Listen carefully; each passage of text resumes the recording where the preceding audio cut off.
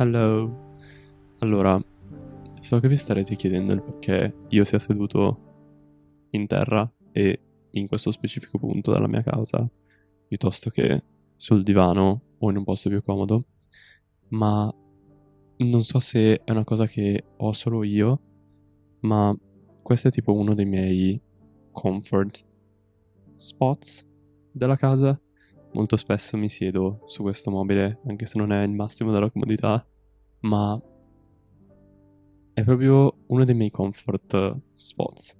Sono vicino alla stufa che mi tiene caldo, sono, tra virgolette, comodo e non lo so. Quindi volevo registrare questo video che per me significa abbastanza in questo punto per quel motivo.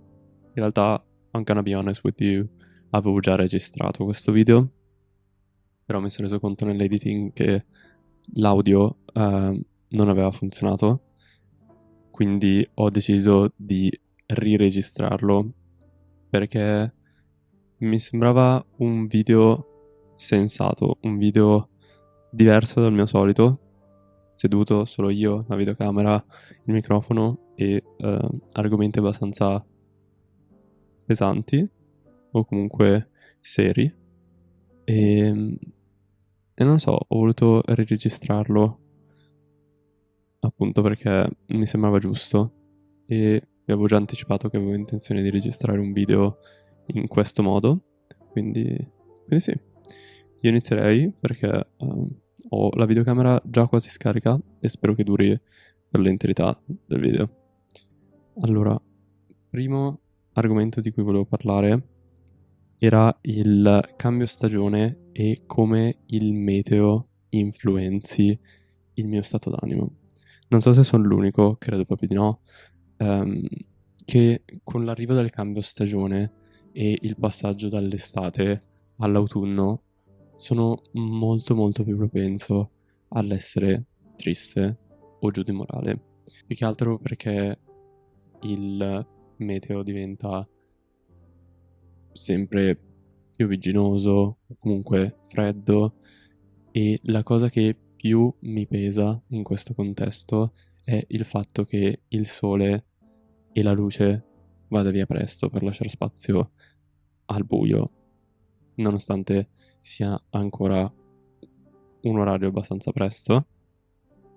Esempio, dove abito io durante l'inverno, essendo una valle e essendo quindi tra due montagne molto alte, il sole va dietro alla montagna esattamente alle 2:30, 3 più o meno di pomeriggio. Quindi potete comprendere il fatto che mi renda molto vulnerabile, molto triste questa cosa, perché io adoro il sole, adoro sentire i raggi del sole sulla mia pelle che riscaldano, mi piace proprio tanto e questo è il motivo per cui adoro l'estate, il fatto che ci sia prevalentemente, generalmente bel tempo. Quest'anno abbiamo avuto una brutta estate, devo dire. Abbiamo perso tipo i primi mesi dell'estate con un meteo autunnale, quindi è stato un po' brutto per quello. Però appunto generalmente io adoro un sacco l'estate, quindi passare all'autunno è sempre un po' triste e brutto per me. Però nel corso degli anni, soprattutto recentemente, ho imparato a trovare del bello in tutte le stagioni, in modo tale da non trovarle così pesante, non trovare così pesante questo cambio delle stagioni. Esempio, mi piace tantissimo nell'autunno vedere le foglie cambiare colore e avere quei colori molto accesi, dal giallo, arancione, rosso, e mi piace davvero molto, molto, molto. Un'altra cosa che mi piace un sacco è mettere i maglioni, quindi questa è una delle cose che adoro un sacco di queste stagioni, ovvero autunno e inverno, e quindi I look forward to that e anche al fatto di poter layer diverse cose, mettere dei trench, mettere le giacche di pelle, tutte quelle cose che magari d'estate non si possono mettere. e quindi tutto ciò mi dà un senso di felicità. Sono queste piccole cose che mi aiutano un po' a non detestare questo periodo e cadere magari nella seasonal depression, which is another topic that I'm gonna talk about later. Quindi niente, detto ciò per dire che se siete un po' come me e avete questa cosa, cercate di trovare delle piccole cose in ogni stagione e in ogni periodo, in ogni situazione che vi possano aiutare a rendere il tutto migliore. Secondo argomento di cui volevo parlare è il trovare difficile il festeggiare traguardi e cadere nella tristezza del non raggiungerne subito altri. Molto recentemente mi è capitato di postare un video che si chiama Slow Life Until Fall is Here ed è andato molto molto bene, nel senso che per i miei standard del video su YouTube è arrivato a 700 qualcosa views, adesso non ricordo precisamente, controllo, e mi ha appagato tantissimo, ma solo per pochi secondi, perché poi ero subito al lavoro per cercare di fare qualcosa che potesse potesse essere ancora meglio. E aver seguito quel video con un altro che ha fatto meno di un terzo delle views, ovvero il numero più o meno normale che i miei video su YouTube hanno, mi ha buttato giù un sacco. E ho notato che è una cosa che mi accade spesso, nel senso che tendo a non riuscire a godermi pienamente i successi e le cose e i piccoli traguardi che riesco a raggiungere, ma bensì sono subito alla ricerca di nuovi traguardi, nuovi accomplishments, nuove cose da raggiungere e sono sempre alla ricerca di un miglioramento di ciò che ho già ottenuto. Ecco, quindi è una cosa su cui devo lavorare perché dovrei cercare di apprezzare maggiormente ciò che sono questi piccoli traguardi e assaporarli pienamente in modo tale da non cadere in questo circolo di continua ricerca di questi traguardi anche tante volte irraggiungibili, ecco. Non lo so. Detto ciò, il terzo argomento di cui volevo parlare sono i cambiamenti della vita e il fatto di essere in grado di let go of things, il lasciare andare le cose. Durante questo anno o comunque negli scorsi anni la mia vita ha subito un sacco di cambiamenti, io sono cambiato un sacco e con i cambiamenti viene sempre questa sensazione di non voler lasciare andare ciò che era il passato, ciò che era il nostro comfort, diciamo. E invece credo che sia molto importante riuscire a let go of things, lasciare che le cose cambino, perché inevitabilmente le cose cambieranno e l'unica cosa che possiamo fare è adattarci e, appunto, come ho detto all'inizio, trovare bellezza e felicità nelle piccole cose e quindi anche nei cambiamenti.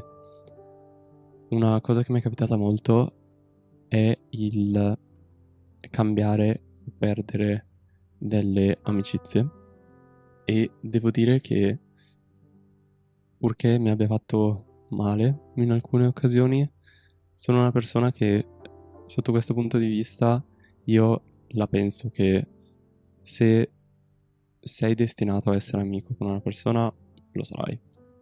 Quindi se in questo momento i vostri cammini, tra virgolette, si dividono, è perché evidentemente non vi servite più a vicenda per crescere, per migliorare o semplicemente per accompagnarvi in questo percorso e chi lo sa, magari amicizie che si è perso da 4-5 anni tra un paio d'anni ritorneranno e saranno ancora meglio. Non si sa mai con queste cose, con queste dinamiche, ecco, come va a finire. L'unica cosa che si può fare, appunto, è accettare il cambiamento e cercare di diventare sempre le versioni migliori di noi stessi, no? Adattandoci e imparando dall'ambiente circostante e dalle esperienze che abbiamo. Quindi molto spesso la fine di alcune amicizie possono insegnarci certe cose, non solo su noi stessi, ma anche su il approcciarsi a queste tipologie di relazioni e tutto ciò che le circonda. Quindi sì, è un continuo imparare. Detto ciò, non provo rancore verso nessuna amicizia che ho perso, anzi, onestamente spero che la vita di ognuna di queste persone stia andando molto bene e vada sempre bene e gli auguro tutto il meglio. Però it's ok di rimanerci male ogni tanto su certe cose, sulla fine di certe amicizie, sul come sono finite, su magari dei ghosting o dei left on red o cose del genere. È totalmente normale e bisogna sentire ogni tipologia di sentimento, come ha detto il magico padre di Elio in Call Me By Your Name, reprimere ogni sentimento per non sentire la tristezza e spreco. Quindi sì. Detto ciò, ho la videocamera scarica. Piccola pausa e torno da voi. Sono tornato, la videocamera è carica. Allora, io considererei concluso l'argomento sui cambiamenti della vita e il let go of things, anche nelle friendships e nelle relazioni in generale, per passare a questo argomento che mi è molto personale. Voglio parlare dell'anxiety, dell'ansia. Durante il mio percorso al liceo ho vissuto molti attacchi di panico, attacchi d'ansia, a tal punto che erano diventati quasi invalidanti per me. E in quel periodo ero anche in depressione, che era stata appunto diagnosticata dalla psicoterapeuta e psichiatra infantile, perché all'epoca ero ancora minorenne, e volevo parlare di questa cosa perché è una cosa che appunto mi appartiene e recentemente ho visto Inside Out 2, which I know might sound crazy perché è un film d'animazione, ma adoro i film d'animazione e credo che sia un film assolutamente stupendo e abbia una rappresentazione, spoiler se non l'avete visto, sia in grado di rappresentare pienamente un attacco d'ansia, come ci si sente, ciò che si prova, ciò che avviene con il corpo, e credo che sia appunto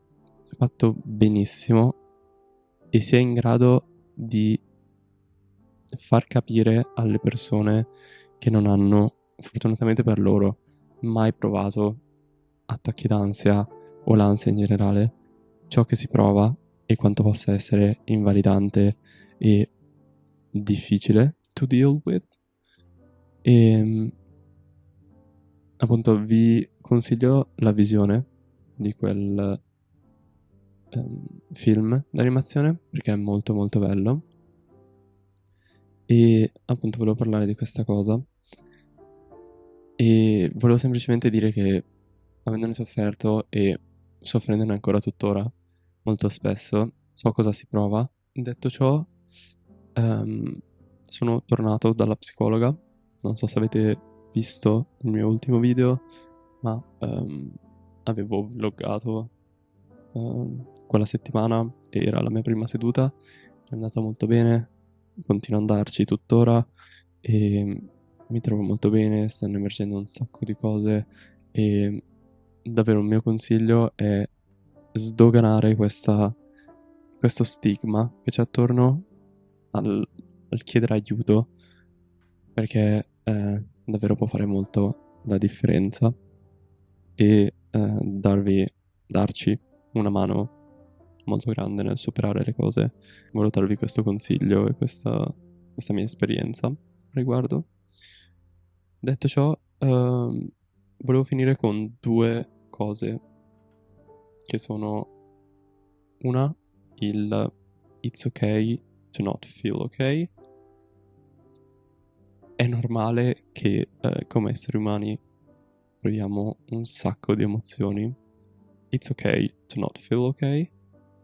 E lo sto dicendo a voi come lo sto dicendo a me, per rendermi conto di questa cosa. E appunto l'altra cosa che volevo dire è il fatto che l'importante è che alla base ci sia sempre una voglia di migliorare le cose e risolvere le situazioni. Il fatto di migliorare le cose e le situazioni è una cosa che si dovrebbe applicare in qualsiasi contesto, che quest'ultimo sia contesto di una relazione, di un'amicizia, che sia a livello lavorativo, che sia dell'ambiente che ci circonda, delle relazioni familiari. Credo che ci sia sempre margine di miglioramento in se stessi e nelle situazioni, e sia importante il cercare sempre di dare il meglio di se stessi e l'imparare e il migliorare, appunto, attraverso ciò che si vive sulla propria pelle.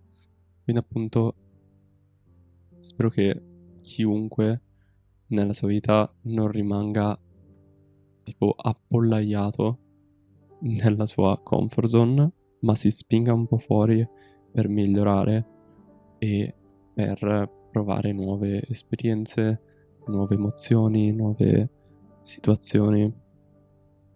Non lo so, è una cosa a cui ho pensato recentemente, che magari anche io ogni tanto tendo al chiudermi nella mia comfort zone e guardare fuori ogni tanto, piuttosto che fare effettivamente degli step fuori dalla mia comfort zone, e quindi voglio provare a uscire dalla mia comfort zone più spesso.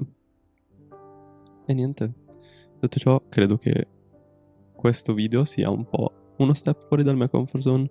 Mi sono aperto molto, ho dato la mia visione su questi argomenti che sono abbastanza seri, che sono abbastanza profondi, e era una cosa che mi sentivo di fare, era una cosa che volevo fare da un po', non solo per aiutare magari qualcuno che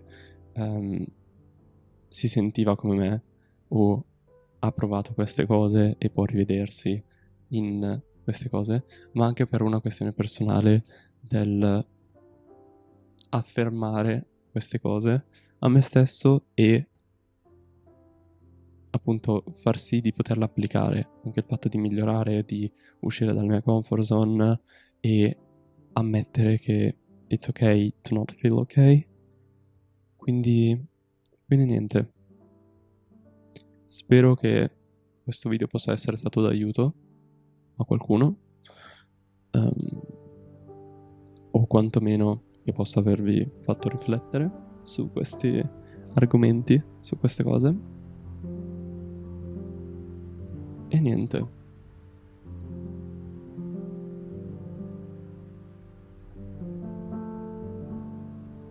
Well, ciao raga, grazie mille per avermi ascoltato. Mua. Ciao ciao.